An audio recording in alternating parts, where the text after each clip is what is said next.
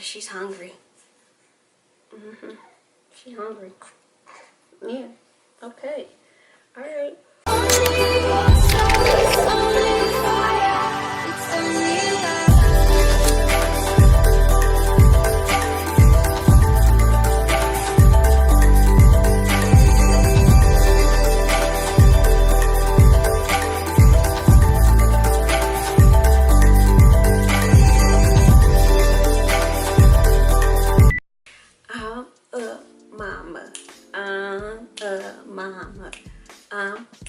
Mama. Hey guys, I know it has been a minute. I hope I did not wake this little one up. She is sleeping peacefully in the back in her Dakota. I was able to get my life right. I ain't did my hair in a long time, so I got me a little old. It's like 2 days old, but I got me a little twist out going on. You know, I'm feeling good. My skin starting to clear up. You know, this is a beautiful week for mommy. I'm gonna share with y'all what I've been dealing with for the past few weeks of being a mom, and I'm also gonna kind of talk about breastfeeding and the things that I'm doing to take care of baby little Faze. She finally here. Yay, I'm so excited. First, I want to show you guys my stomach. So postpartum belly wise, before I was 98 pounds. I am actually pre-pregnancy weight. However, I still have a little bit of a pudge there, which is all good. But this is belly. Hopefully you guys can see it, but this is how the belly looks now. Remember when I talked about my stretch marks? Yeah, I got a few. Although my doctor and a lot of other people say that when my belly goes down and I get my color back, they're not gonna see the stretch marks. And y'all, I literally cried when I seen my stretch marks when I was pregnant. I'm like, I did everything. I tried everything, but it is what it is. You know, it just shows my journey as a mother, and I learned to cope with that way, and just let it go, because I mean, I just can't change it. Out of the stretch marks, I got a beautiful baby girl. I cannot work out right now because I'm still healing, and we will get into that labor story following this video. I wear a waist trimmer around the house. I've been in the house for 3 weeks now. I have 3 more weeks to go, and I kind of want to get into postpartum. I did not necessarily go into deep like postpartum depression. I honestly don't even want to speak depression at all, period, because that's a scary place to be. And I did catch myself before I actually dove deep into a depression, for real. My husband was worried, my mom was worried, everyone was worried, because you know, they would come in the house and it would be really dark in here. Thank God that it didn't get to a point where I took it out on Faith, because some moms actually deal with that. I was irritated and frustrated with being in the house. I felt so useless. I'm used to being out and about. Being in these 4 walls and being in this house and having to do the same thing over and over again is like a routine of waking up and dealing with her at night, because she fusses at night. But dealing with her at night and waking up in the morning, same time, she has her times. But doing that over and over and over again is just repetitive, and it's the same thing. That weighs a lot on a person. It was one day when my mom came over, she's like, "Are you going into like a depression?" I'm like, "What are you talking about?" I was on defense mode. My mom stayed over that day, and I was taking a shower, and the thoughts that were going in my head was, how am I going to take care of this baby? How am I going to do this? It was like my thoughts took over, but the enemy kind of like attacked them even more. I've been so idle, and I've been so just in this house. That was the perfect way for the enemy to just say, "Hey, I'm about to get you, girl. I'm about to make you real down." Someone made me feel very good, a very important person in my life, and I was talking to them, and they said, and I'm like, I feel useless. I feel like I'm not getting anything done. I haven't really tried to get work at all or do anything while I've been off. And she said to me, "Well, you're doing for Faith what no one else can do for her. You're taking care of her in ways that no one else can take care of her. You need this time to focus on being a mom and getting acclimated to being a mom, because that's the most important thing right now. And it's gonna be the most important thing right now. And that made me feel so good because, and this isn't to exclude my husband in any way, because he's been very great and he's been holding the fort now. However, I'm so used to being independent and working and doing things, and I can't, and I hate that I'm not able to help him how I want to. Although he is not complaining, thank you Jesus. I don't want all the pressure to be on him.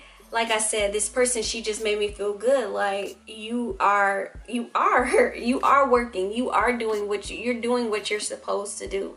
This is a time where you bond with your baby, and I had to take that into consideration and get the selfish thoughts out of my head, because right now at this very moment she's fresh. I need to bond with her. I need to use this time to bond with her. What I don't want to do is allow work to get in between my daughter and I, because I'm so worried.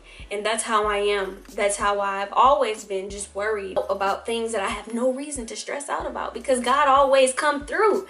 You know, he always comes through at the right time. So I know when we get in our funk, we tend to forget what God is capable of, but we have to just continue to remind ourselves. I had a breakdown, and I didn't even want to talk to my husband about it because I didn't want to seem weak. And I actually didn't want to talk to anybody about it. I didn't want to seem weak. I wanted people to know that I got this, that I'm a mother, that I can do this. But that's selfish to me, because I'm not okay. And if I don't express those feelings, then it's just gonna make it worse. So I chucked it up and chucked my pride up. You just can't let pride get in the way of things. My advice to you, if you feel that you're going into like a downward little slope, like in the depression, postpartum, don't keep it to yourself. That is not healthy for you, and it's not healthy for the baby. You want to make sure that you're in the most stable mind, and your mental health and everything is just all put together for your baby. If someone's offering you help, get help. It literally takes a village to raise children. You're a mom 24/7, 24 hours of the day, every hour, every second, every minute, whatever. It's okay to have that person come and relieve you for a minute. It's okay. You're not considered a terrible mom. That's how I was feeling. I'm not wrong. I wasn't wrong for that, and you're not wrong for that. So don't feel bad for wanting a break. And also, try to do something different. What I started to do was just do little stuff, dance around the house. I just started to kind of utilize these moments that I had with her and try to exercise being a mommy. So dancing with her, playing music, having light coming to this house. So those are some of the things that I did as far as feeding her. I am exclusively breastfeeding. It's somewhat of a struggle because at night dad can't help me, so even though I want him to wake up and not turn over because she's crying and just stare at me while I breastfeed, at least so I can have some company. Now in the beginning I was recording and taking note of when I breastfed her. Nada. I stopped doing that because that was just too stressful and it was just too much. So I started to just feed her when she wanted to be fed. My advice to you in that, please, like, don't stress too much about it. As a first-time mom, we kind of do. That's just putting unnecessary extra work on you that you really don't even need. For pumping, I use Lancino. And this is the Smart Pump, and I love it. I absolutely love it. This is covered by your insurance, so you can definitely look into those options. In the beginning, it was pretty difficult. It literally felt like I had little pins sticking me in my nipples, and they were scabbing up and they were really sore. So the initial like the first few seconds of her latching, oh my God, I wanted to throw Faith off of me so bad, but I got through. It only lasted 2 weeks. That is it. In the meantime, during that time, I know a lot of moms use like this organic mommy balm or something like that for their nipples. I just used lanolin, which is by the same brand as my breast pump. This worked fine, you know, it was cool. I also put like a warm or cold compress on my nipples and stuff. Times I would take a break. I would give her a bottle. I have a few bottles. The only bottle that she took was the Nano BB bottle. Now, you can see why she probably took this bottle, because it looks just like a titty. I don't know if you can see this, but it looks literally like a titty, like a boob, for real, right? And she took this bottle and she would hold it, like place her hand on it like she would my boob, and it's just so cute. But I love these bottles, actually. You guys definitely, if you're breastfeeding, for sure check these bottles out. They have a lot of benefits. So that's Nano BB. I'll throw that in the description box below. Only time I pump is when my mom wants to give me a break or my husband wants to give me a break, and I give them a bottle for her so that I can take me a nice break. I'm dealing with thrush. My baby has thrush, so we were prescribed nystatin, oral and topical. Thrush is basically like a yeast, comes from bodily fluids, and because Faith isn't fully developed, or her immune system isn't fully developed, she's more prone to it. So it's very common in a lot of breastfeeding mommies. It's just very uncomfortable for the baby if they have like severe thrush, and then it's very irritating because my boobs are very itchy sometimes. She has been very fussy. So I know when babies go through their growth spurt, because they're dealing with a lot during that time, they get really fussy, and it's been very stressful on me and Papa. Finding ways to soothe her, like my rocking chair, I sit in that at night, breastfeeding, a passy, singing to her. She likes it when my face is like this close to her. She loves it. Like, or I'll have the pacifier in her mouth and I'll hold her face with my hands. It's very weird, just like this, just place it, and she falls right to sleep. Sometimes none of that stuff works. Skin to skin contact, definitely a good soothing method.